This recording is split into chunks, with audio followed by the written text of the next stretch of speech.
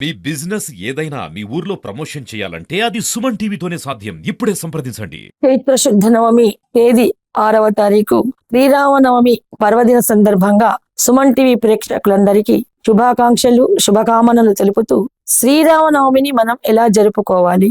శ్రీరామనవమి అంటే ప్రతి వాకిలి ప్రతి గుమ్మము అలంకరించుకునేటువంటి శుభ దివసం. శ్రీరామనవమి రోజు ఉదయమే లేచి దగ్గరలో ఉంటే అవకాశం ఉన్న వాళ్ళు నదీ తీరంలో నదీ స్నానం ఆచరించి దగ్గర ఉన్న రామాలయాన్ని లేకుండా ఆంజనేయ స్వామి ఆలయ దర్శనం చేసుకొని ఇంటికి వచ్చి ఇళ్లను చక్కగా శుభ్రంగా తుడుచుకొని కడపలకు పసుపు రాచి చక్కగా పసుపుతోనే అలంకరించుకొని మంచి ముగ్గులు పెట్టుకొని కాసింత పుట్టమన్ను గాని ఆవు పేడ చాలా శ్రేష్టము. ఆవు పేడతో కానీ వాకిలి అలుకొని చక్కటి ముగ్గులు పంచవన రంగ ముగ్గులు పెట్టుకొని మామిడి తోరణాలు కట్టుకొని మళ్ళీ శుచి శుభ్రులయ్యి కాళ్ళు చక్కగా కడుకొని పట్టు వస్త్రాలను ధరించి చాలా శుభయోగంగా రాముడికి ఇష్టమైనటువంటి పసుపు రంగు వస్త్రాలను ధరించడం వలన ఏ దైవ భక్తికైనా పసుపు రంగు వస్త్రాలను ధరించడం వలన మనకు భక్తి అనేది మనకు బాగా ఏకాగ్రత కుదురుతుంది. ఆ పసుపులు అంత మహిమ ఉన్నది. పసుపు వస్త్రాలను ధరించి దైవ మందిరాన్ని చక్కగా అలికి ముగ్గులు పెట్టుకొని ఒక తమలపాకులు గాని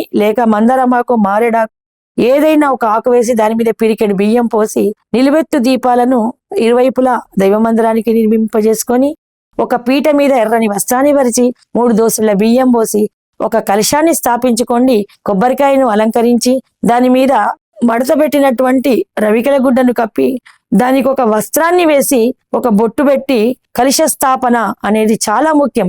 అది బ్రహ్మ స్థాపన, దాని బ్రహ్మ కలశం.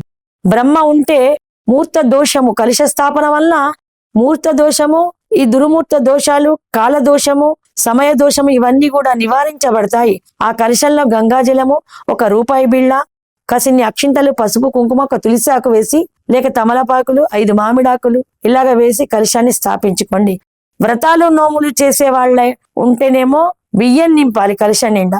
మామూలుగా ఇటువంటి పుణ్యకార్యాలు మోక్ష సాధనకై చేసేవాళ్ళు జలాన్ని నింపుకోవాలి. తులసి దండలు, మంచి పరిమళ పుష్పాలు అన్ని కూడా, టెంకాయలు, అరటి పండ్లు, ద్రాక్ష పండ్లు, రాముడికి చాలా ఇష్టమైన ఫలం మొర్రి పళ్ళను మనము నివేదించడానికి అవకాశం ఉన్నాళ్ళు తప్పకుండా ఆ పళ్ళను సేకరించి రామచంద్రమూర్తికి సమర్పించండి.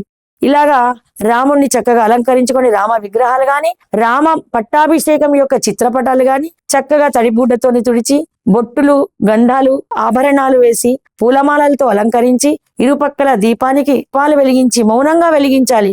దీపం వెలిగిస్తున్నప్పుడు మాట్లాడితే కుంపెరలు దీపం మీద పడితే పూజలో అర్ధభాగం పూజ నశించిపోతుందట.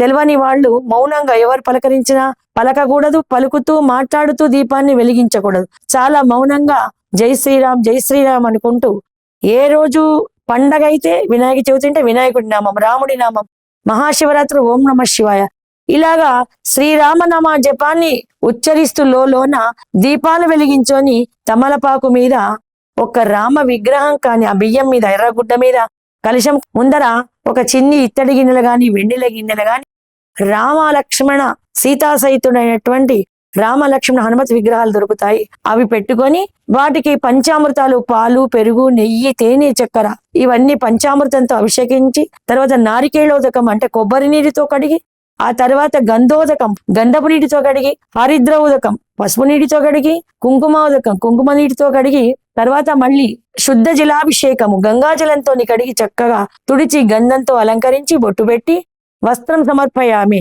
చిన్ని బ్లౌజ్ పీస్ మీద పెట్టి దూదితో చేసిన వస్త్రాన్ని వత్తిబుత్తిని ఆ స్వామి మీద వేసి పుష్పాలతోని ఓం రామాయ నమః, రామభద్రాయ నమః, రామచంద్రాయ నమః, రాజీవలోచనాయ నమః ఇలాగా రాముడి యొక్క 108 యొక్క నామాలను మనస్ఫూర్తిగా తులసి దళాలతో గాని, పరిమళ పుష్పాలతో గాని, పసుపు రంగు పుష్పాలతో గాని, చామంతులతో గాని, గులాబీ పూలతో గాని అర్చిస్తే ఒక్కొక్క పుష్పానికి ఒక్కొక్క అర్చనకు ఒక్కొక్క విశిష్టమైన ఫలితాన్ని ఇస్తాయి.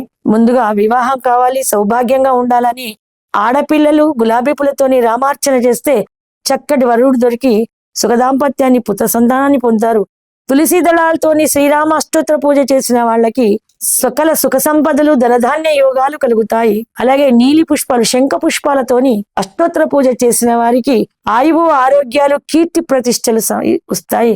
ఇలాగే ఒక్కొక్క వర్ణము చామంతి పూలతో చేసిన వాళ్ళకి సౌభాగ్య యోగాలు, వ్యవసాయ ఉత్పత్తులు, పాల ఉత్పత్తి, పాడి పరిశ్రమ అభివృద్ధి పొందుతాయట. రాముడికి చేసిన అష్టోత్తర నామాలు ఒక్కొక్కటి గబగబా గబగబా ఏదో వేగంగా కాకుండా ఓం తోని మొదలుపెట్టి ఓం రామచంద్రాయ నమ అని పూర్తిగా నమః అని విసర్గ వచ్చేటట్టు అని ఒక నామానికి గ్యాప్ తీసుకుంటూ పువ్వులతో చేసి, ఒకవేళ పువ్వులు లేని పక్షంలో పసుపు అక్షితలతోని చేయడం వలన ధనధాన్యాభివృద్ధి జరిగి జనులు సుఖ సంతోషాలతో ఉంటారు.